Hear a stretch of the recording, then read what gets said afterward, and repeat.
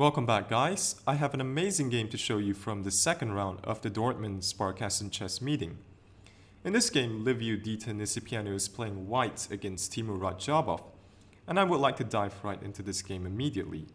So the game opened with e4. We have the Royal Lopez on the board. And here white decided to exchange off bishop for knight and play bishop g5. And bishop g5 is a rare sideline. In fact, after castles kingside from black, this is actually a completely new position. And here Nisipeanu does something interesting, although I'm not sure how effective this is. He played bishop to h4. It seems strange to just retreat the bishop without any resistance, but white aims to pressure this e5 pawn by retreating the bishop to g3, and hopefully he can play the knight to c4. So Radjabov played b5. And we have bishop to g3. And now knight captures e5 is threatened, for example if h6. Then you can play knight takes and bring the other knight over to attack the pinned rook. And if black plays bishop g4, then the resulting variation is favorable for white. So after bishop g3, Radjabov played bishop to g4. And now bishop h2. So Nisipeanu wants to break the pin, but he has already wasted much tempo with his bishop. Perhaps it was better to unpin the knight with a move like queen to b1, which protects the d3 pawn and threatens to establish central control later on with c3 and d4. But in the game we see bishop h2, knight d7, just giving extra protection, also enabling f6. So white broke the pin. And now knight to h4, so preparing a future break in f4, not immediately because of this bishop on b6, f6 from Radjabov, and white eliminated the bishop pair, but black is okay since after the recapture, black played g5, which completely shuts down this f4 break, and thereby locking in the bishop on h2. So white now prepares for the very logical central d4 break, while black on the other hand tries to prevent that. Queen e7, so d4 immediately would leave e4 on pre. Nisipeanu played bishop to g3, knight to e6, so controlling some important squares, and rook e to d8. So in this position, white is presented with a tough situation. Black's forces are coordinated towards preventing this d4 break. Although this seems risky, d4 is probably white's best option.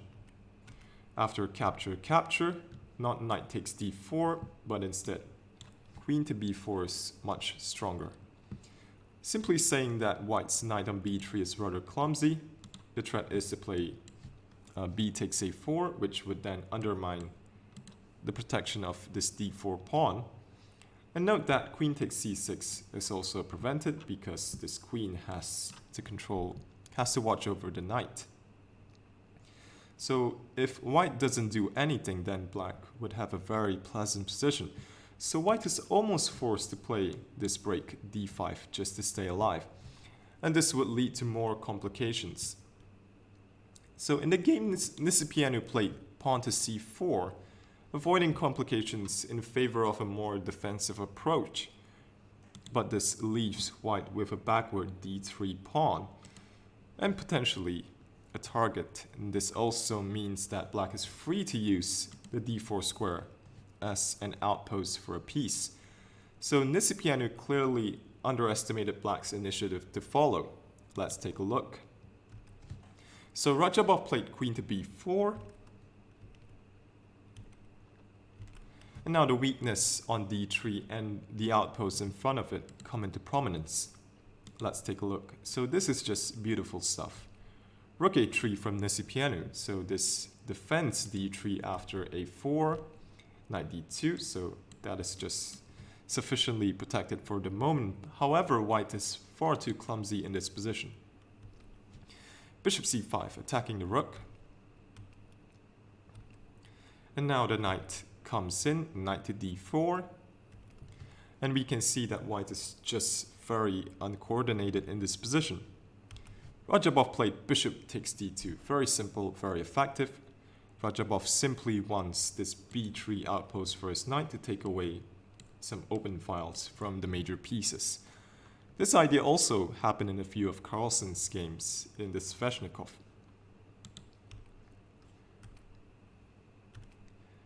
And now rook d7, simply preparing to double rooks.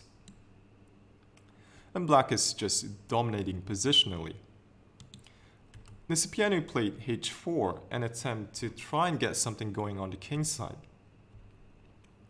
But that was quickly shut down with g5.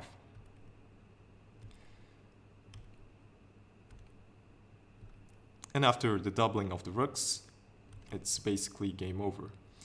The game continued on for a few more moves. And after rook captures d3, Nisipeanu had enough and threw in the towel.